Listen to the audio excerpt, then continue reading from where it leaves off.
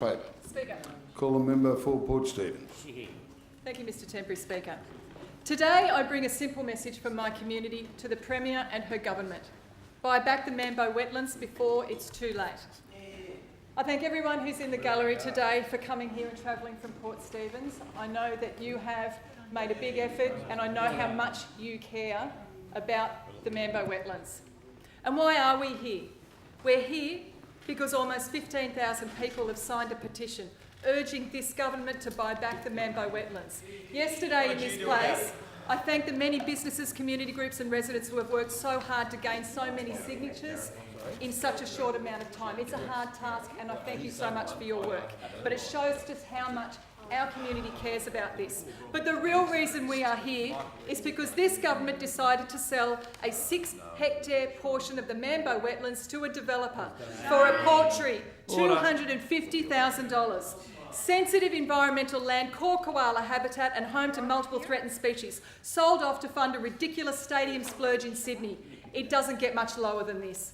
For the benefit of those that haven't had the privilege of visiting the Mambo wetlands, let me give you a taste. As you walk amongst the beautiful old growth trees, ferns, eucalypts, blackbutts, the Mambo wetlands buzz with vitality. Koalas sit high above you and the sea eagles pee down at you. Other many threatened animals call it home, like the powerful owl, squirrel gliders, wallam froglets, flying foxes and greenbell frogs.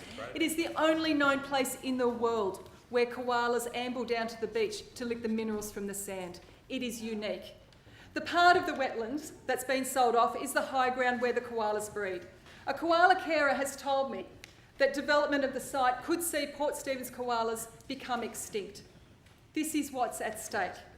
And we're not making it up, because the New South Wales Scientific Committee recently assessed our koalas as being in critical decline and recommended that they be listed as endangered. Given the obvious importance of the site, people often ask, how has this happened? Why and how did you sell it off? And the answer is, quickly. A for sale sign was erected on 7 May 2016 and within just 1 month, it was sold for a paltry $250,000 in an online auction to a developer just 1 month later. Order. When the for sale sign went up, my community rallied. We wrote to the Ministers for Education, Environment, Finance and the Premier urging them to stop the sale. We held rallies, a community forum. I personally handed to the then Minister for Education a petition signed by hundreds of residents urging you to stop the sale. But no one listened. After the sale, the government spokesperson for the hunter, Scott McDonald, had gall to describe the sale as a mistake.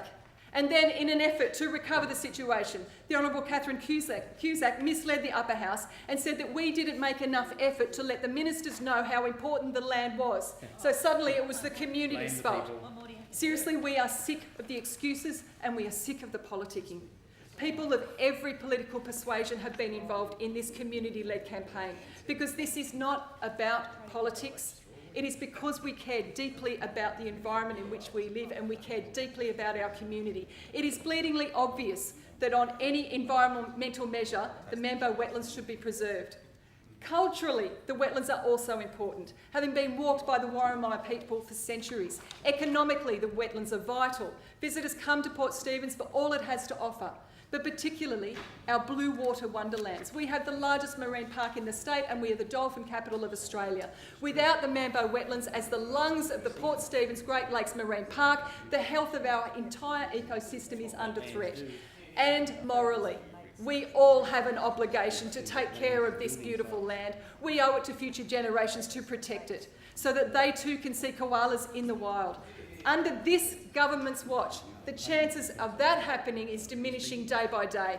But perhaps the only thing the government members will understand is the politics of all this, and maybe you could look up from your phones for this. If you don't buy back the Mambo wetlands, you will never hold this seat again. And if you don't buy back the Mambo wetlands, when Labor forms government next year, we will buy it back.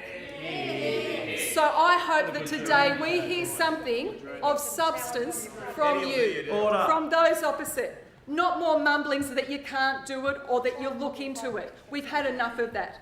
Because you have a moral, environmental, economic and cultural responsibility to buy back this land that you should never have flogged off in the first place. You have the opportunity right here, right now, to do the right thing by the environment and my community, make the choice, buy back Mambo Wetlands. Well